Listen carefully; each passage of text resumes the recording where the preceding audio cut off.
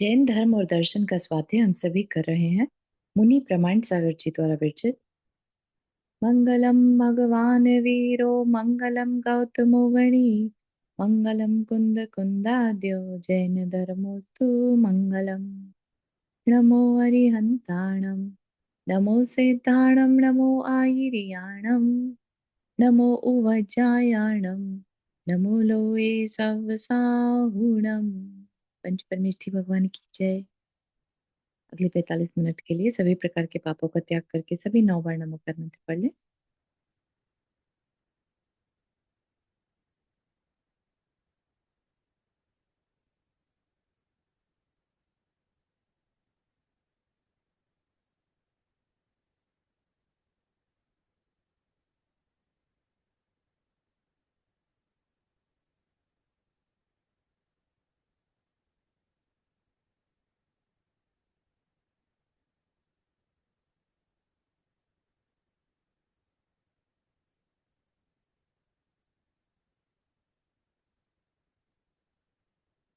हम्म, कुछ नए जुड़े जो लोग हैं उनके लिए जस्ट जानकारी के लिए बता दें कि हम लोग अ, सभी प्रकार के पापों का त्याग करके यहाँ पर बैठते हैं। तो स्वाध्याय करने में जो हमें पुण्य मिलता है वो तो मिलता ही है, लेकिन क्योंकि हम अपने सब तरह के पापों का मतलब उनको छोड़ दे रहे हैं, तो उसका सातिशय पुण्य भी हमें मिलता है उतने समय का। ठीक है, 45 मिनट कम नहीं होते। बहुत कुछ हम बहुत सारे उसमें क्षण होते हैं। राइट। मिनट तो 45 मिनट है, लेकिन उससे पहले भी और उसके बाद भी हम इसी स्वाध्याय में संभले रहें, पाप कार्यों में ना लगे, तो उनसे हम बच जाते हैं। तो इसलिए सातिशय पुण्य का बंध हमारा चलता रहता है। तो जस्ट एक छोटा सा प्रोसेस है, लेकिन उसका फायदा हमें बहुत ज्यादा होता है। ठीक है, इसके लिए हम ऐसा करके बैठते हैं। एक बार ये प्रश्न मैंने जिज्ञासा समाधान में किया था। ठीक। अब यहाँ पर हमारी जो चर्चा चल रही है वो चल रही है गुणस्थान की, यानी आत्मा का स्थान किधर है। ठीक है, आत्मा किस विकास की ओर है, या जमीन पर ही है। ठीक है, उसमें भी हमारा जब हमें पता चला गुणस्थान 14 कैटेगरीज में डिवाइड किया हुआ है, और उसमें हम फोर्थ गुणस्थान को पढ़ रहे थे, सम्यक दृष्टि, अविरत सम्यक दृष्टि के गुणस्थान को। ठीक, कि कौन होता है अविरत सम्यक दृष्टि?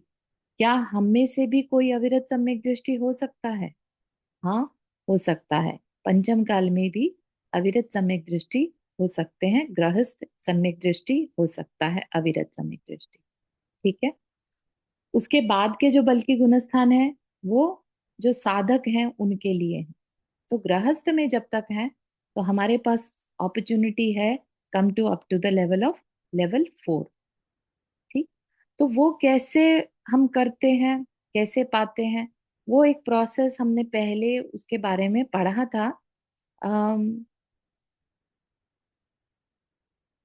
उसको हमें सिर्फ करना होता है, हमारे अंदर से वो घटना अपने आप घटित होती है। ठीक है, किसको सम्यक दर्शन हो गया किसको नहीं हो गया, ये प्रोसेस या ये कह पाना केवली गम में होता है, कोई नहीं बता सकता। ठीक, लेकिन पिछले सेशन में हमने ये जरूर पढ़ा था कि जब किसी को सम्यक दर्शन हो जाता है तो उसकी लाइफ में कुछ विशेष गुण आ जाते हैं।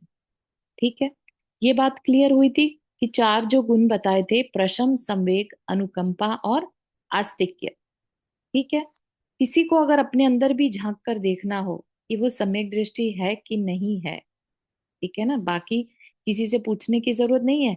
अगर अपने अंदर में ये चार गुण फील आ रही है कि हाँ ये तो है, तो कह सकते हैं अनुमान के आधार पर कि सम्यक दर्शन हो सकता है। तो क्या थे? प्रशम मतलब होता है कषायों का मंद होना, बहुत तीव्रता नहीं होना, है ना। यानी कि तीव्रता किसके नहीं होती? आप सोचिए कि तीव्र लोभ, तीव्र मान, तीव्र कुछ क्रोध, है ना, ये किसके नहीं होता? जिसके पास विवेक होता है, मेरे लिए क्या करने लायक है क्या करने लायक नहीं है ना। मैं कौन हूं, मेरे कर्म को करने से किसको नुकसान होगा किसको फायदा होगा। तेज गुस्सा करूं तो मेरे को नुकसान है कि फायदा है, ठीक है ना।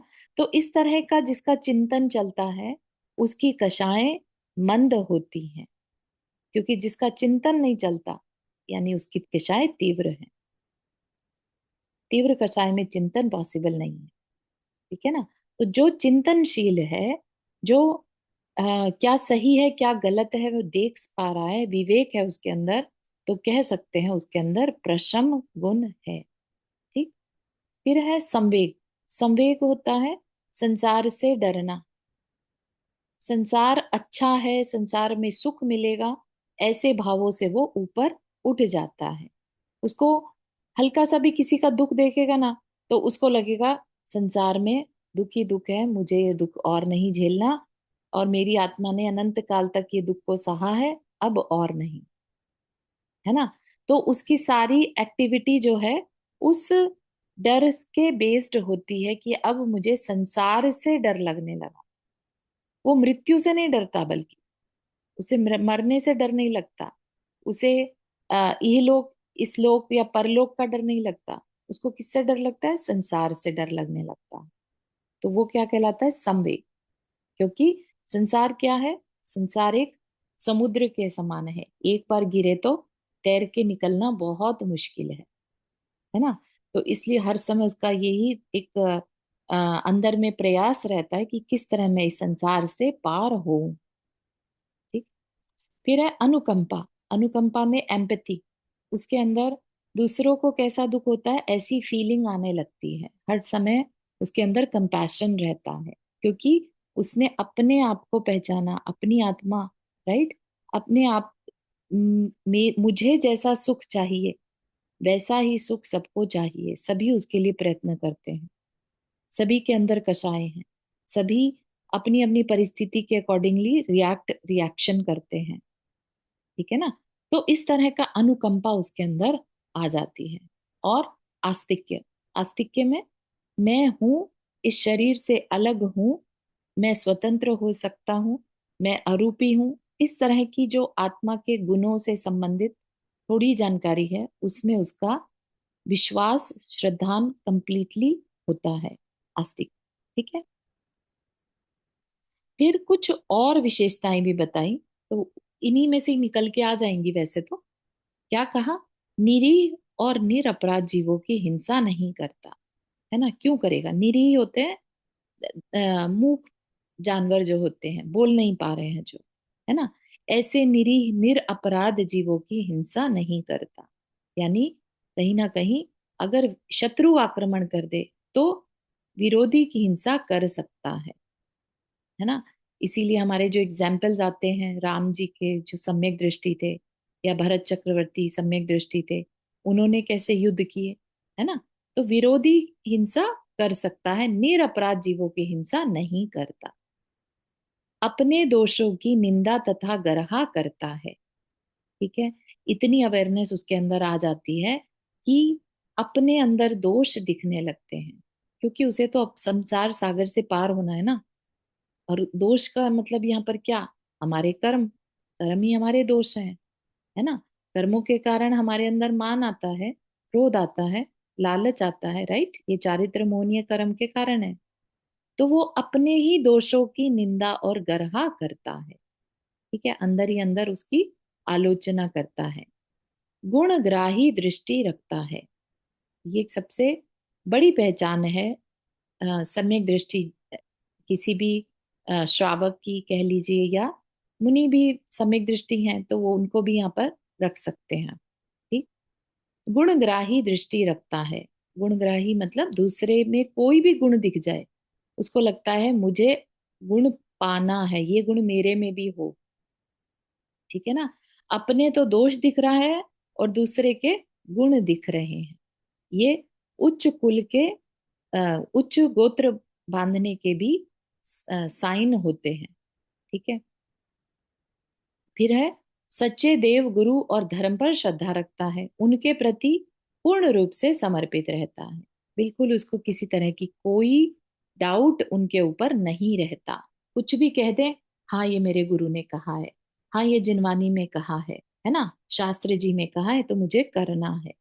तो इस तरह का पूर्ण समर्पण उसकी तरफ से रहता है। फिर पुत्र, स्त्री, धन, वैभव आदि बाह्य पदार्थ को अशाश्वत मानकर उन पर गर्व नहीं करता। गर्व करना मतलब जो बताया था ना, मद नहीं करता, है ना, क्योंकि सब कुछ क्या है, कर्म से मिला है। तो जब कर्म से मिला है और छूटने वाला है तो उस पर गर्व करके क्या होगा, राइट? अपने में ही मिथ्यात्व का प्रवेश प्रवेश होगा। ठीक, तो इसलिए वो गर्व नहीं करता। संवेग आदि गुणों से युक्त होने के कारण वह विषयों में अधिक अनुरागी नहीं होता, अपितु उनकी ओर हे दृष्टि बनाए रखता है।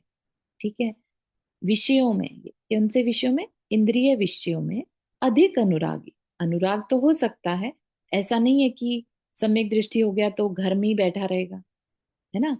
वो भी यात्राएं कर सकता है ना, वो भी चीजें खरीद सकता है, लेकिन बहुत ज्यादा इंटेंसिटी नहीं होगी, क्योंकि तीव्र इंटेंसिटी से संसार बढ़ता है और उसे संसार बढ़ाने से डर लगता है। ठीक है ना, तो वो अपने आप ही विषयों में है तो ठीक है, नहीं है तो ठीक है, ऐसा। ठीक है ना, तो अपितु उनकी ओर हे दृष्टि बनाए रखता है कि कब मैं इन्हें छोड़ पाऊं, ऐसी फीलिंग उसके अंदर रहती है। ठीक है, तो ये जो है, ये अभी हमारी जो चर्चा हुई, ये सम्यक दृष्टि की चर्चा हुई। ठीक, यहाँ तक के किसी को इसके बारे में कुछ पूछना है, सम्यक दर्शन के बारे में?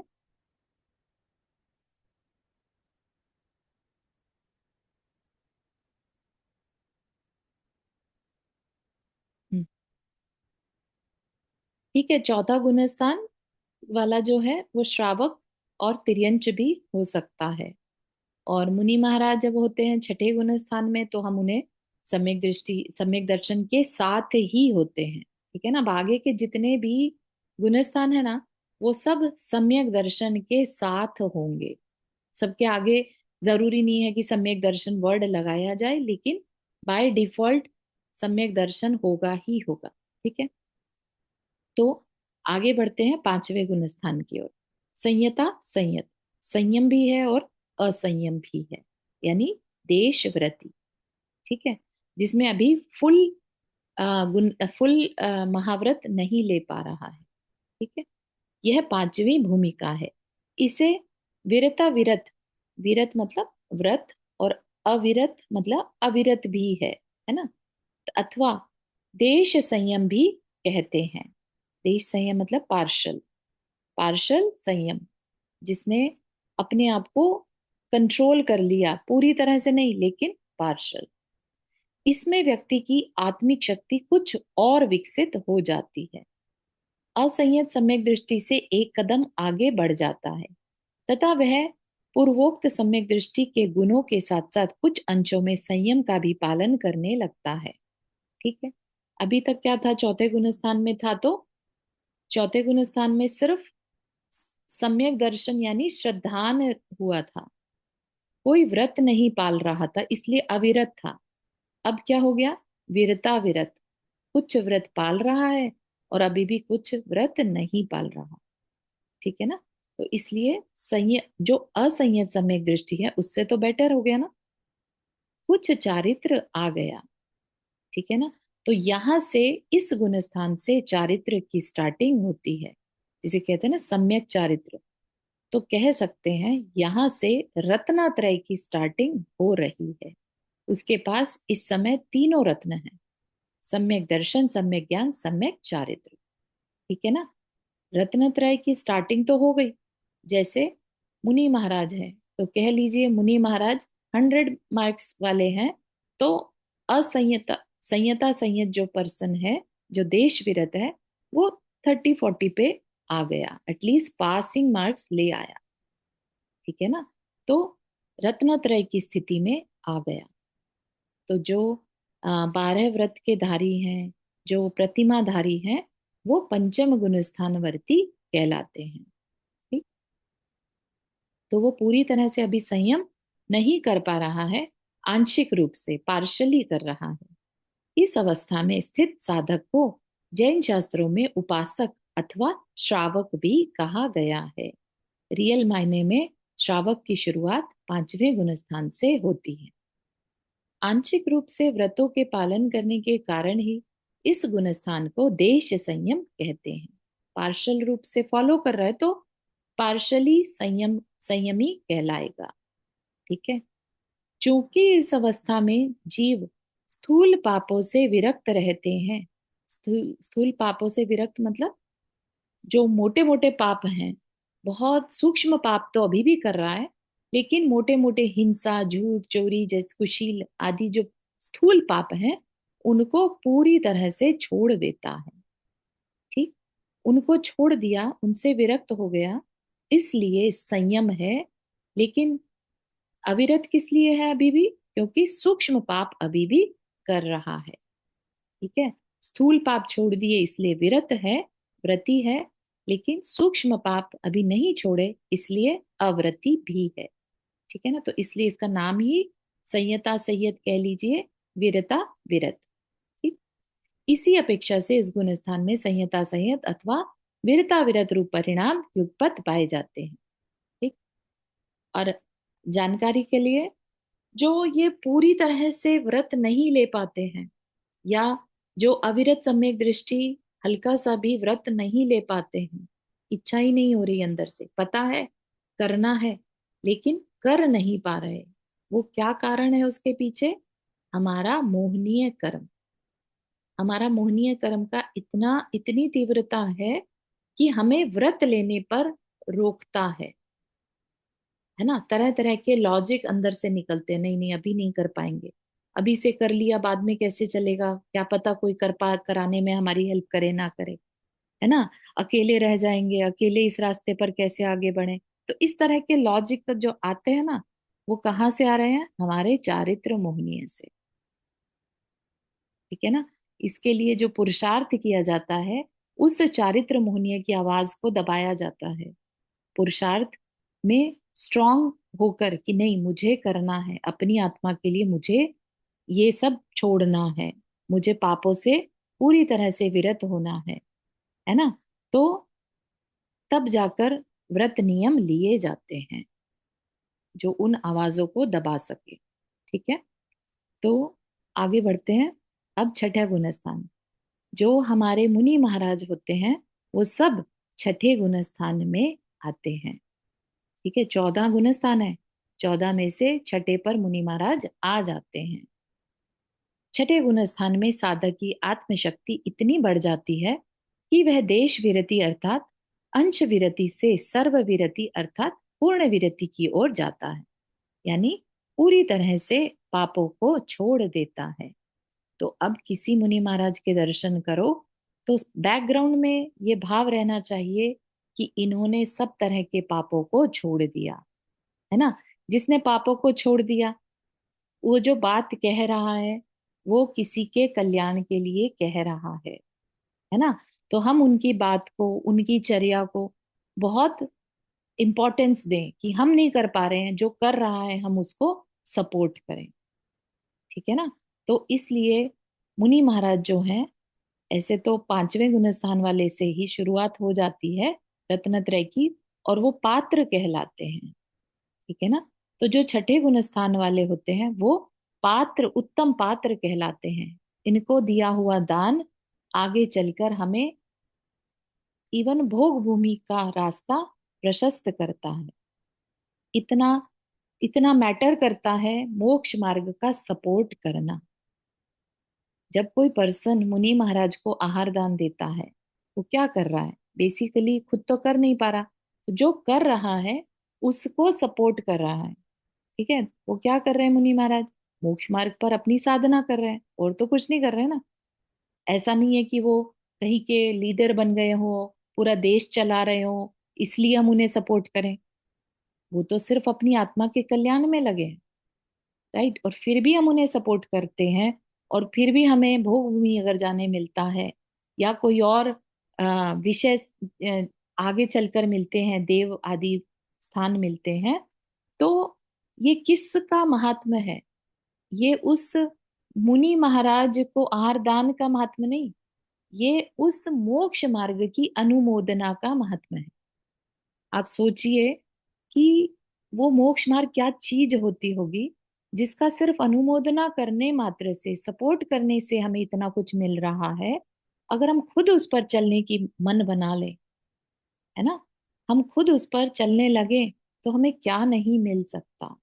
शाश्वत सुख, अनंत सुख हमें उस मोक्ष मार्ग पर चलकर मिल सकता है। तो ये अंदर में मोक्ष मार्ग की महत्ता, उसकी इम्पोर्टेंस हमारे अंदर क्रिएट होनी चाहिए। ठीक है ना। और हम नहीं कर पा रहे हैं, लेकिन जो कर रहे हैं इतनी कठिन साधना, उनकी हम अंदर से अनुमोदना करें, बाहर से नहीं, अंदर से। जब कभी याद आ जाए मुनि महाराज की चर्या के बारे में, उनकी खूब भर भर के अनुमोदना करें। ठीक है ना। आपको यहीं बैठे बैठे वो सारे दान का, अनुमोदना का फल मिल जाए। कृत कारित अनुमोदन, है ना। क्योंकि हम अमेरिका रहते हैं तो हम कर तो सकते नहीं, लेकिन हम अनुमोदना तो कर सकते हैं ना।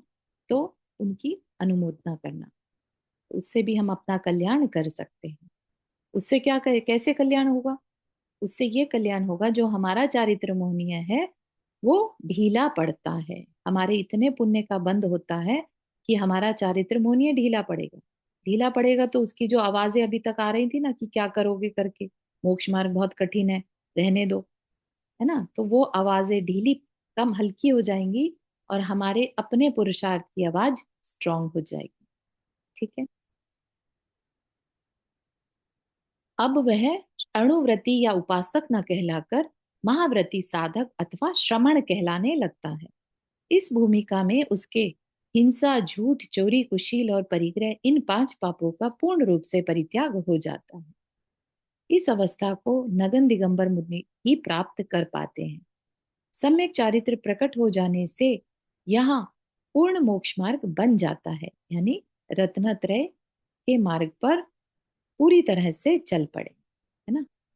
वस्तुतः मुक्ति यात्रा का वास्तविक शुभारंभ यही से होता है।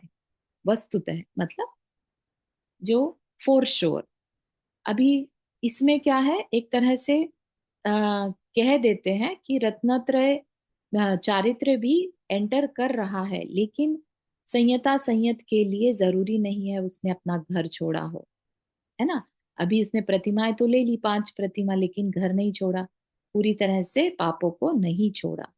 तो इसलिए रियल जो रत्नत्रय है, उसकी यात्रा कहाँ से शुरू शुरू होगी? छठे गुणस्थान से। बात समझ में आ रही है? जिसने पहली बार कभी गुणस्थान पढ़े हो उनके लिए। हाँ, चारू जी, 5वें गुणस्थान में शुल्लक माता जी एंड शुल्लक शुल्लिका आते हैं ना सभी। हाँ, आरिका हाँ हाँ। माता जी को उपचार से छठा गुणस्थान कहा जाता है, जस्ट ओके। कि उनके पास साड़ी का परिग्रह है। हाँ हाँ, ठीक है ठीक है। इतना कुछ होते हुए भी प्रमाद युक्त होने के कारण उनके आचरण में कुछ शिथिलता बनी रहती है, इसलिए इन्हें चित्राल चित्रलाचरणी भी कहा गया है। यहाँ पर प्रमाद से मतलब ये मत लीजिएगा कि उन्हें बहुत आलस आ रहा है, बहुत नींद आ रही है, ऐसा नहीं। प्रमाद युक्त होना मतलब यहाँ पर उन्हें अभी 24 घंटे आत्मा का ध्यान करते हो, ऐसा नहीं, है ना। क्योंकि वो प्रवृत्ति भी कर रहे हैं, है ना, विहार करते हैं, निहार करते हैं, सब कुछ करते हैं। तो उस उन क्रियाओं में प्रमाद हो सकता है, हो सकता है उतनी देर के लिए, हो सकता है आत्मा से दूर हो सकते हैं। ठीक है ना। तो उस अपेक्षा से कहा है, ये मत समझिएगा कि बहुत सोते हैं, बहुत खाते हैं, बहुत, और आराम की जिंदगी जीना चाहते हैं, वैसा प्रमाद नहीं। वो प्रमाद तो हम गृहस्थों के लिए है। ठीक है। तो कुछ शिथिलता बनी रहती है, इसलिए अभी वो छठे में है, नहीं तो वो 7वें में चले जाएं। 7वें में क्या है? अब 7वां गुणस्थान अप्रमत्त विरत।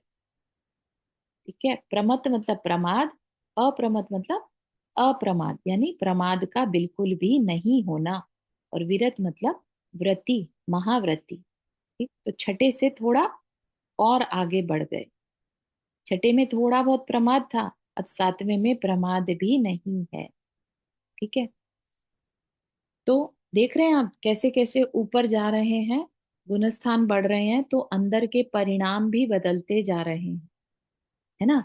बाहर में भी चेंजेस दिखने लगे हैं। ठीक है। यह आत्म ध्यान की भूमिका है। इस भूमिका में कदम रखते ही साधक सब प्रकार के प्रमादों पर विजय पा लेते हैं। यह एक आत्मलीन जागरूक निष्क्रियता की स्थिति है।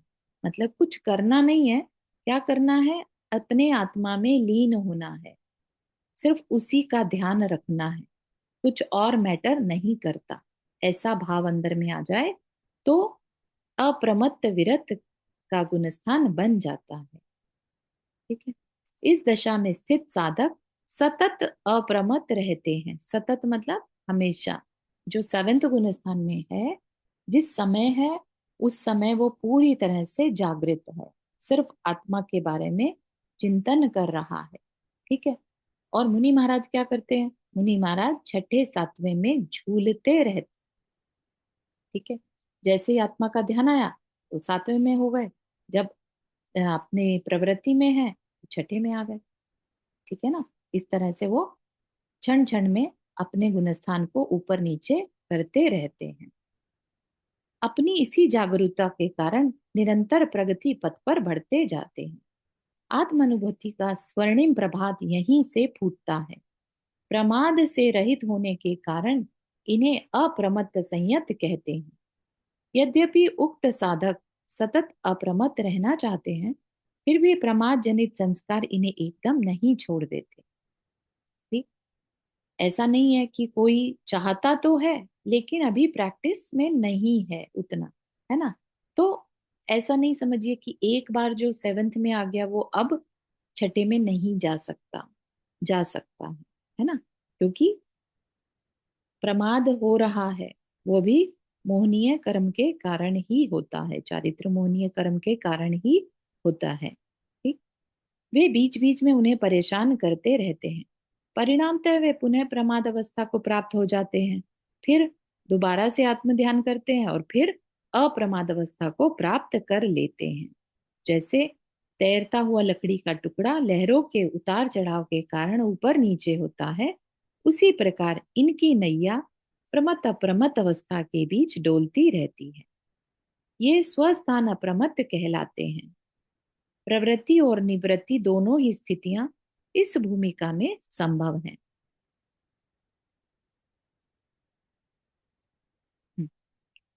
अनेक बार प्रमत्त अप्रमत्त अवस्थाओं का स्पर्श करने के बाद कुछ अप्रमत्त संयत अपनी आत्म साधना के बल से चेतना का ऊर्ध्वारोहण कर आठवें गुणस्थान के अभिमुख हो जाते हैं।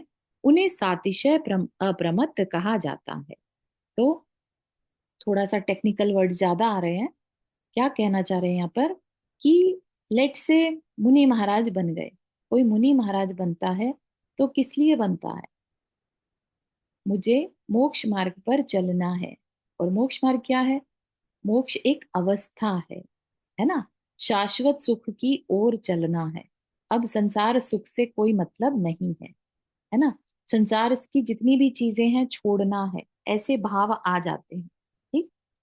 अब खाली भाव आ जाए और प्रवृत्ति में लगे रहें, उससे तो फिर आगे नहीं बढ़ पाएंगे। जबकि मोक्ष मार्ग का साधन क्या है? एक इकलौता साधन क्या है? ध्यान है ना। ध्यान से ही मोक्ष पाया जा सकता है। ध्यान से मोक्ष कैसे पाते हैं? अपने कर्मों को काटने के लिए ध्यान एक इकलौता टूल है। ठीक है ना। वो ध्यान कोई कैसा करता है? श्रावक भी ध्यान करता है और मुनि महाराज भी ध्यान करते हैं, लेकिन दोनों के ध्यान में जमीन आसमान का अंतर है, डिफरेंस है ना। तो जो मुनि महाराज हैं जिन्होंने सब कुछ छोड़ दिया, किसके लिए? अपनी आत्मा के लिए। तो वो, आप सोच के देखिए, जिसने सब कुछ छोड़ दिया उसका और कोई काम तो होगा नहीं। भूख लगी तो आहार के लिए निकले, वो ठीक है, लेकिन उसके बाद तो उनका पर्पस क्या रहता है? अपनी आत्म साधना करना। ठीक है। तो जब उनका प्रवृत्ति की ओर मन है, राइट, कि मैं विहार करूं या आहार के लिए निकलूं या स्वाध्याय कराऊं, प्रवचन दूं, ये सब क्या है? प्रवृत्ति है ना। और इनसे परे जब उनको समय मिलता है, उनका ऐसा नहीं है कि उनको इनमें मजा आ रहा है, ये मजबूरी होती है उनकी, करना ही पड़ता है। ठीक।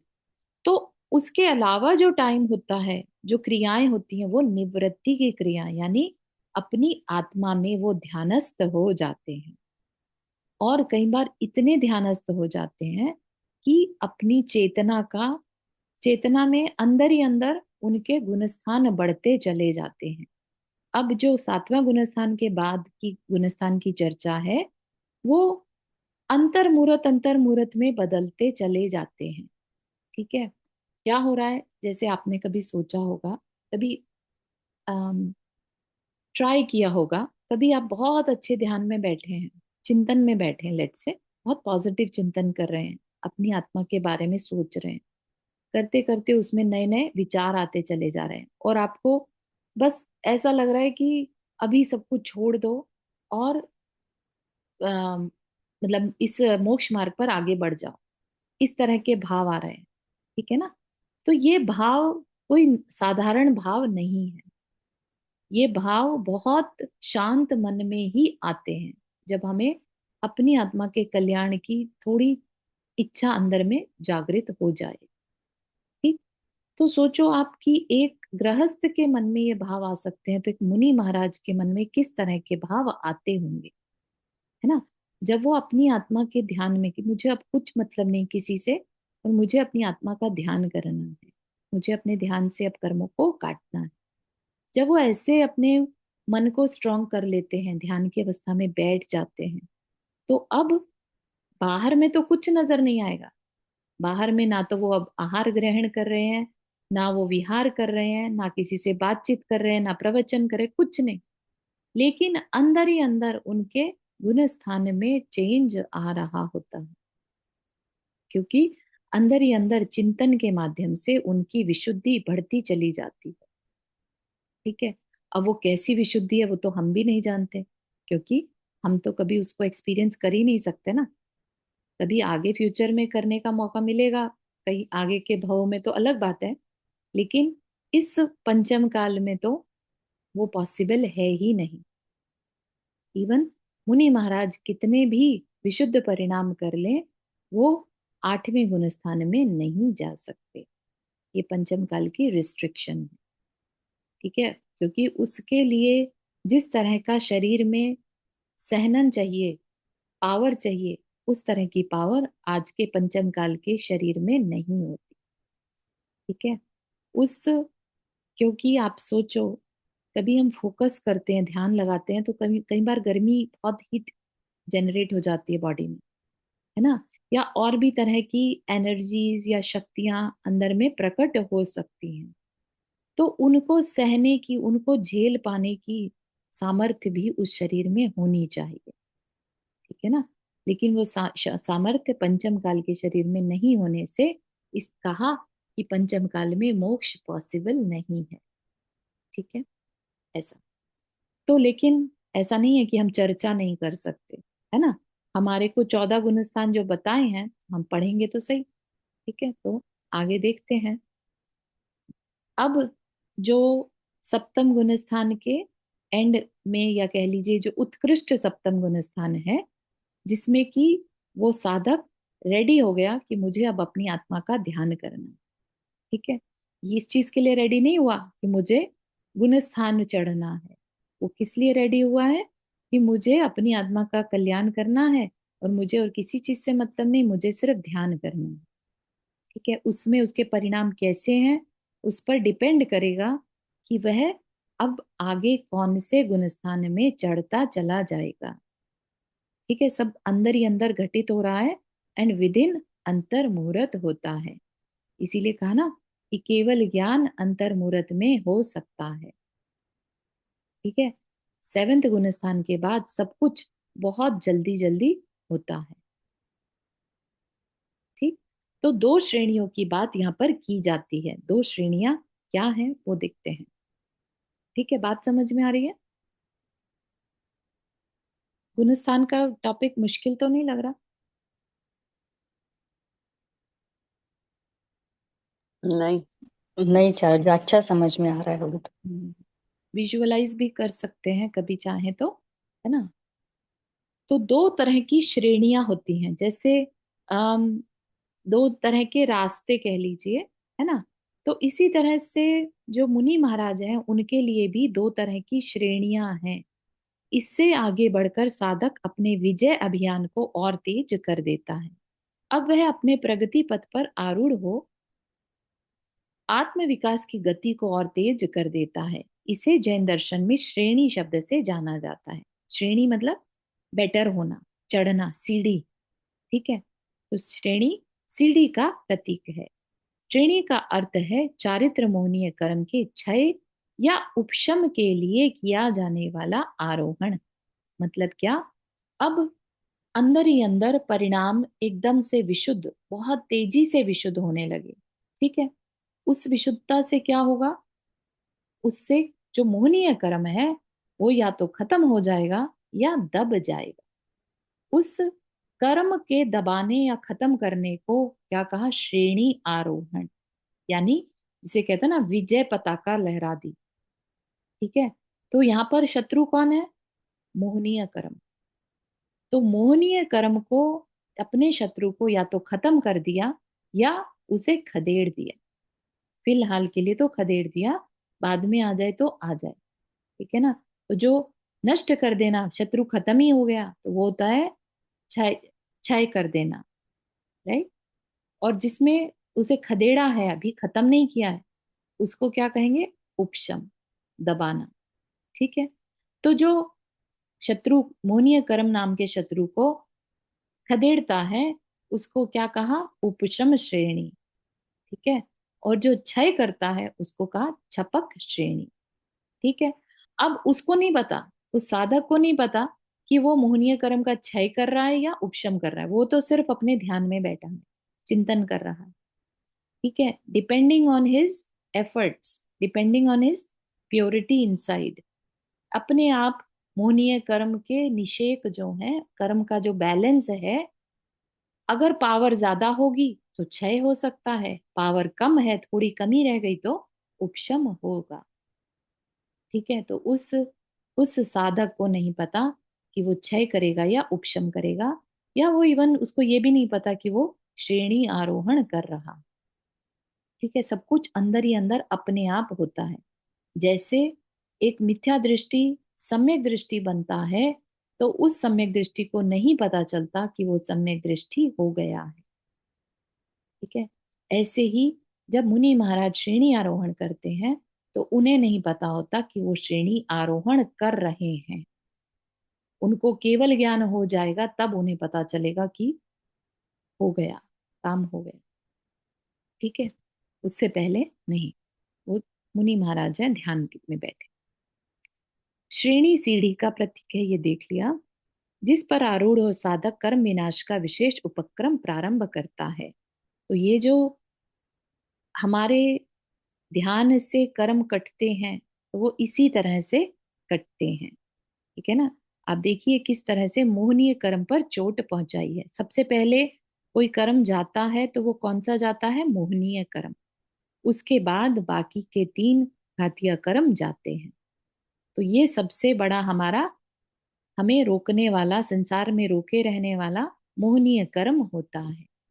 और सबसे पहले इसी को काटना, इसी को क्षय करना जरूरी है, क्योंकि यही हमारे ऊर्ध्वारोहण में, हमारी आत्मा के विकास में बाधक है। सोचिए आप, कहाँ से बाधक बनता चला आ रहा था? मिथ्यात्व से, है ना। मिथ्यात्व में दर्शन मोहनीय कारण था। ठीक है ना। फिर किसी तरह से उसका क्षय या उसका खदेड़ा, वहां से दबा दिया, तो चौथे में पहुंच गए। राइट। चौथे में स्टिल चारित्र मोहनीय कारण बन रहा है, नहीं हमें व्रत लेने दे रहा। किसी तरह से उस पर्टिकुलर टाइप की कषायों को खत्म किया तो व्रत लेने का मन हुआ। व्रत लेने का मन होने के बाद भी देश व्रती बने, अभी भी महाव्रती बनने का मन नहीं हो रहा। तो उस पर्टिकुलर तरह की मोहनीय कर्म को फिर से दबाया या खत्म किया, तो फिर आगे बढ़े, है ना। तो उस तरह से छठे गुण स्थान तक पहुंचे। तो इस तरह मोहनीय कर्म सबसे पहले हमारे रास्ते में रुकावट बनता है। ठीक। ये मोहनीय कर्म कैसे बन रहा होता है? हमारी ही कषायों को करने से। जितनी जितनी हम कषाय करते हैं, उतना उतना ये मोहनीय कर्म फिर से बंधता रहता है। ठीक है। तो उपशम श्रेणी में जैसा कि बताया, शत्रु अभी पूरी तरह से मरा नहीं है ना, अभी भी उसमें जान है, लेकिन फॉर द टाइम बिंग भाग गया। ठीक है। उपशम श्रेणी में साधक मोहनीय कर्म का समूल नाश नहीं कर पाता, अभी तो उसे दमित करता हुआ, यानी दबाता हुआ आगे बढ़ता जाता है। ठीक है। जिस प्रकार शत्रु सेना को खदेड़ कर की गई विजय यात्रा राज्य के लिए अहितकर होती है ना, कभी भी शत्रु को छोड़ दिया, अगर किसी वजह से शत्रु छूट गया, भाग गया, तो वो कभी भी आक्रमण फिर से कर सकता है, इसलिए शत्रु को कभी भी हल्के में नहीं लेना चाहिए। उसी प्रकार इस विधि से प्रशम अवस्था को प्राप्त कर्म शक्ति कभी भी समय पाकर आत्मा का अहित कर सकती है। वो कर्म फिर से उदय में आ सकता है और आता ही है। ठीक है। जिस प्रकार गंदले जल में फिटकरी आदि कोई केमिकल डाल देने पर उसकी गंदगी नीचे बैठ जाती है तथा जल अत्यंत स्वच्छ और निर्मल हो जाता है, लेकिन बर्तन में थोड़ा भी हलन चलन होने से वह गंदगी पुनः उभर कर आ जाती है ना। जिसने अभी पूरी तरह से बीमारी को नष्ट ना किया हो, तो वह बीमारी फिर से उदय में आकर अपना काम कर सकती है, तकलीफ दे सकती है ना? हम्म। इसी तरह से ये जो मोहनीय कर्म है, ये भी हमारा कर्म शत्रु कह लीजिए, हमारी एक बीमारी है। ठीक है ना। तो जब तक पूरी तरह से दूर नहीं होगी, तब तक तकलीफ बनी रहेगी। उसी प्रकार कर्मों के उपशम जन्य अल्पकालिक विशुद्धि के कारण आत्मा में स्वच्छता तो आ जाती है, लेकिन मोह के उदय हो जाने के कारण अपनी उपरिम भूमिका से फिसलकर जीव नीचे गिर जाता है। ठीक है। तो यहाँ पर बहुत ज्यादा डिटेल में नहीं जाएंगे।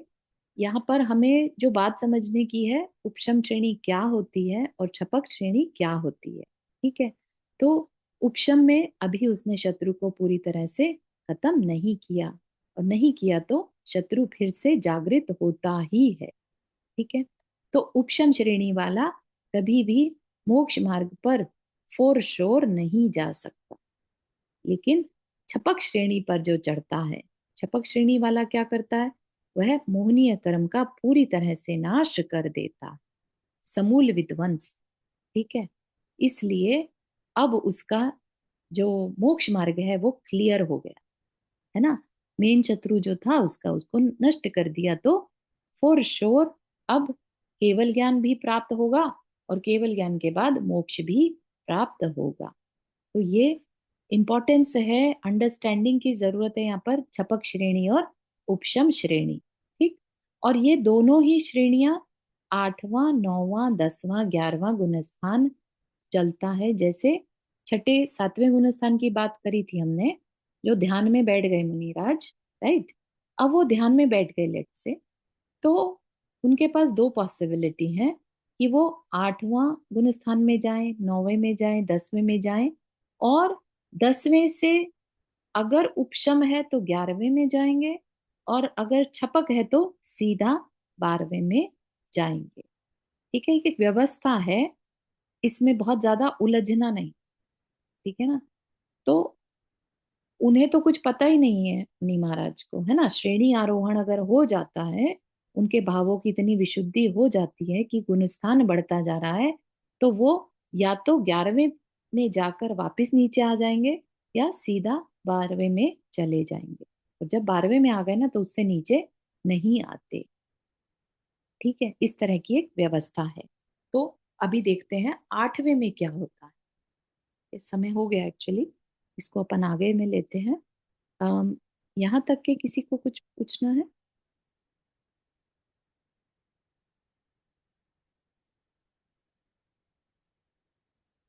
अम, जो पहली बार गुणस्थान की चर्चा सुन रहे हैं, उनको बात समझ में आ रही है श्रेणी और उपशम की? उपशम छपक श्रेणी क्या होते होंगे, थोड़ा सा भी आइडिया लग पा रहा है?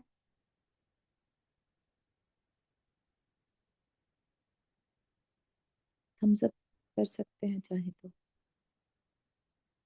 हम्म। ठीक।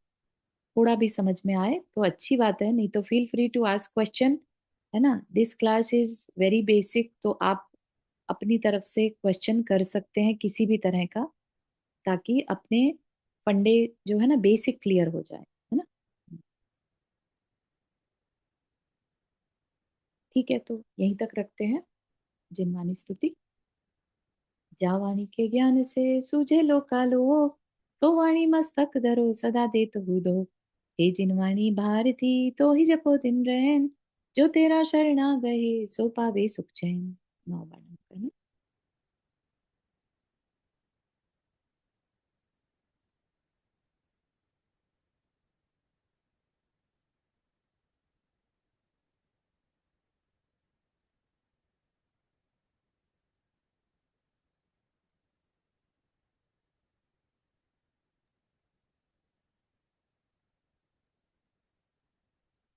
सभी को जय जिनेन्द्र।